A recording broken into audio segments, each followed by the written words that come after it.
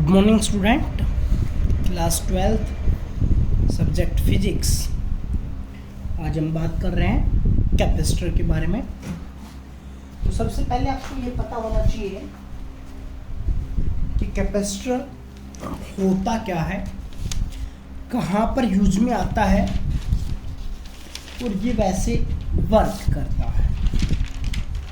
लेकिन उससे पहले हम कुछ बेसिक प्रॉपर्टीज़ के बारे में पढ़ने जा रहे हैं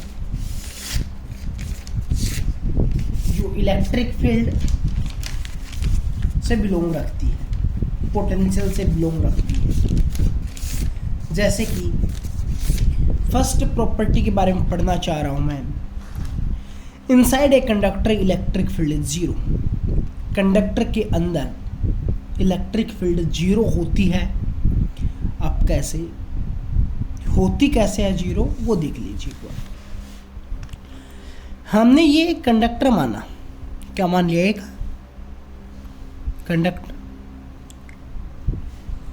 कंडक्टर है, इसके अंदर फ्री इलेक्ट्रॉन्स है। एक इलेक्ट्रॉन मैं यहाँ पर मान लेता हूँ, यहाँ पर मान लेता हूँ, ऐसे कुछ फ्री इलेक्ट्रॉन्स है।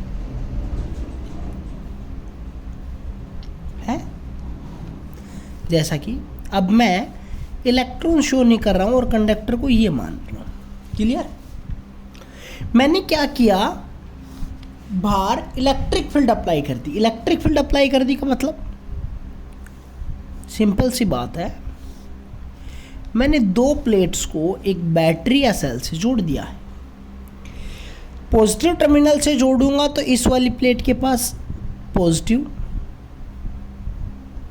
चार्ज और इस वाली प्लेट के पास नेगेटिव चार्ज क्रिएट हो जाएगा। अब देखने वाली बात यह है कि इस चार्ज की वजह से इधर इलेक्ट्रिक फील्ड लाइन सेटअप हो गई है और उसको नाम लिया हमने ई नोट नाम दिया है।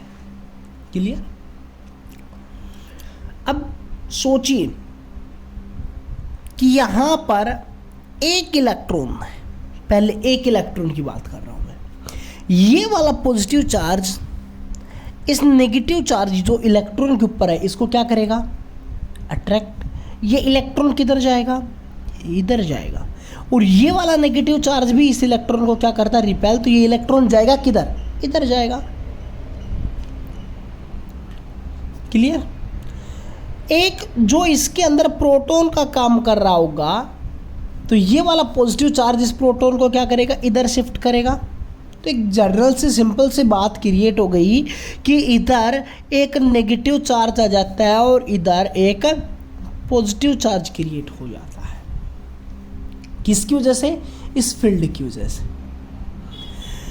अब ये वाला पॉजिटिव चार्ज, ये वाला नेगेटिव चार्ज, तो अब बाहर वाले सिस्टम को थोड़ी देर के लिए भूलना पड़ेगा। अंदर भी कोई ना कोई इधर एक इलेक्ट्रिक फील्ड सेटअप हो गई और उसको हमने नाम दे दिया है ईपी। इस बाहर वाले सिस्टम को भूल जाओ भाई। इस वाले पॉजिटिव और इस वाले नेगेटिव चार्ज से एक इलेक्ट्रिक फील्ड सेटअप हो गई और उसको हमने क्या नाम दे दिया? ईपी इधर। अब सोचिए ना कि ई नोट ज़्यादा है या ईपी ज़्यादा है। एक बात आपको ये ध्यान देनी है, ये बात तो क्लियर है कि ई नोट ज़्यादा होगा। लेकिन क्यों होगा? देखो, ये वाली जो चार्ज है यही तो इस चार्ज को अट्रैक्ट कर रहा है। अगर ये चार्ज छोटा होता, ये चार्ज बड़ा होता तो ये इसको अट्रैक्ट करता, मूव ये चार्ज करता, ये नहीं करता। क्लियर? इसी तरह कुछ इलेक्ट्रॉन्स और प्रोटॉन्स के पेयर्स को क्या करेंगे? ये वाली इलेक्ट्रिक फील्ड लाइंस तोड़ेगी तो इधर इलेक्ट्रॉन बढ़ेंगे और इधर प्रोटॉन्स बढ़ेंगे। क्लियर? इधर इलेक्ट्रॉन्स की संख्या बढ़ती जा रही है, इधर प्रोटॉन्स की संख्या बढ़ती जा रही है। इसका मतलब ईपी की वैल्यू क्या होती जा रही है? इंक्रीज होती जा रही है। क्लियर? ईपी की वैल्यू कहाँ तक इंक्रीज होगी? जब तक इंक्रीज होगी जब तक कि ई नोट और ईपी क्या हो जाते हैं? इक्वल। लेकिन ऐसा कब होगा? क्यों होगा? क्योंकि जब जितनी फील्ड लाइंस ई नोट की हो जाएगी और उतनी फील्ड लाइंस ईपी की हो जाएगी, उस टाइम के बाद जितना इफेक्ट ये वाला अट्रैक्ट करने को इधर इलेक्ट्रिक फील्ड लगा रहा है उतना ये हो गया। तो नेट इलेक्ट्रिक फील्ड क्या हो गई? जीरो। ये दोनों तो बराबर है, बढ़ती जा रही है तब तक ही तो बढ़ेगी। जब तक ये वाली वैल्यू ज़्यादा रहेगी। अगर हम देखें जैसे कि ये कोई भी एक एग्जांपल मान सकते हैं, 2 यूनिट्स हैं, ये 1.5 यूनिट्स हैं, तो ये इंक्रीज होगी क्योंकि ये तब यही तो आपकी स्ट्रेंथ को इंक्रीज कर रही है। ईपी को इंक्रीज कौन कर रहा है? ईपी को इंक्रीज कर रहे हैं इधर जो प्रोटॉन्स और इलेक्ट्रॉन्स के जो पेयर बन रहे हैं आपके पास, जो अलग अलग जो इसमें डायग्राम में मैंने ए बी और सी डी वाले फेस के ऊपर लिया है। ए बी के ऊपर पॉजिटिव चार्ज और सी डी के ऊपर नेगेटिव चार्ज इंक्रीज होता जाएगा तो ईपी की वैल्यू इंक्रीज होती जाएगी। और ये चार्ज कब तक इंक्रीज होगा? जब तक उसके अंदर कोई ना कोई एक नेट इलेक्ट्रिक फील्ड रहेगी। यानी कि नेट इलेक्ट्रिक फील्ड कब रहेगी? जब तक ई नोट और ईपी इक्वल नहीं हो जाते तब तक कोई ना कोई रहेगी। अगर ऐसा होने के बाद net electric field inside the conductor is 0। Clear? Second property हमारे पास क्या कहती है? Interior of a conductor can have no excess charge in static situation.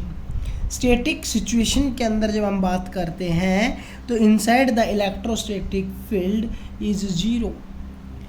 Flux के लिए गॉस थ्योरम से हमने पीछे पढ़ा था, closed integral of E dot D S किसके इक्वल होता है? 0 के बराबर होता है। और फ्लक्स हमने ये भी पढ़ा था किसके बराबर होता है?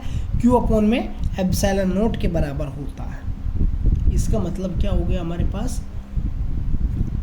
If flux is 0 then charge also equals to 0। ये 0 है तो ये भी क्या होगा? 0, क्योंकि एप्सिलॉन नॉट तो कांस्टेंट है, इसकी वैल्यू क्या है?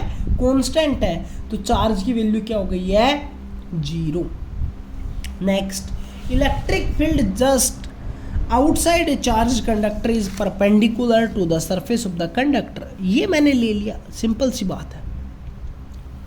कोई भी एक चार्ज्ड बॉडी, इधर मान लेते हैं डेंसिटी पॉजिटिव है तो ये कह रहा है कि इलेक्ट्रिक फील्ड बाहर की तरफ होंगी, और इधर डेंसिटी नेगेटिव है तो इधर होगी। लेकिन ये वाला जो सरफेस है इसके परपेंडिकुलर होगी दोनों ही सरफेस की। अब देखो कैसे, मैं इसको कंपोनेंट में इधर मान लूँ, एक कंपोनेंट हो गया इधर, एक कंपोनेंट हो गया इधर, तो ये वाला कंपोनेंट हो गया ई कोस थीटा के रेस्पेक्ट में, और कोस थीटा की वैल्यू क्या है? 0 है। इलेक्ट्रिक फील्ड तो हमारे पास क्या है?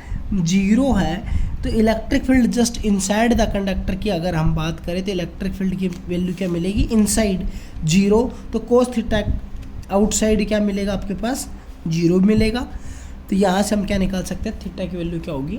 90 डिग्री होगी। क्लियर? फोर्थ प्रॉपर्टी हमारे पास आती है इलेक्ट्रिक पोटेंशियल इज कांस्टेंट। अब सोचना, एक पीछे हमने रिलेशन पढ़ा था, E that is equals to minus में dv बाई dr। मैं इसको ये लिख दूँ E into D R that is equals to minus में dv। इसका मतलब क्या है? आप इसको क्या कर रहे हो? इंटीग्रेशन कर रहे हो। या फिर इस वाले स्टेप से मैं ये कह दूं कि rate of change of potential with respect to position that is equals to electric field. और अभी हमने क्या पढ़ा? इलेक्ट्रिक फील्ड तो क्या है? 0 है। तो किसी भी चीज़ का डिफ्रेंसिएशन 0 कब होता है? जब ये वाली वैल्यू क्या हो? कांस्टेंट हो। क्या हो? कांस्टेंट। तो कांस्टेंट का डिफ्रेंसिएशन करते हैं तो क्या मिलता है? 0 मिलता है। आप इस तरीके से भी सोच सकते हैं। Next, electric field at surface of a charge conductor is E that is equals to sigma upon में एप्सिलॉन नॉट। कहाँ से निकाल सकते हैं? जो अभी हमने पीछे पढ़ा था गॉस थ्योरम से, E dot D S that is equals to Q upon में एप्सिलॉन नॉट, वहाँ से निकाल सकते हैं। डॉट प्रोडक्ट हो गया 0, cos 0 that is equals to 1 A into D S that is equals to Q को लिख सकते हैं सिग्मा इंटू के अंदर डी एस डिवाइडेड बाई में एप्सिलॉन नॉट, डी एस से D S cancel, then E that is equals to sigma upon में epsilon naught. आप इलेक्ट्रिक फील्ड को लिख सकते हैं। अब आपको ये देखना है, जैसा कि मैंने ये वाला पार्ट लिया था, कंडक्टर लिया था, इसके सरफेस के ऊपर अलग अलग चार्ज डेंसिटी भी हो सकती है, नेगेटिव भी हो सकती है और पॉजिटिव भी हो सकती है, और न्यूमेरिकली वैल्यू भी डिफरेंट हो सकती है।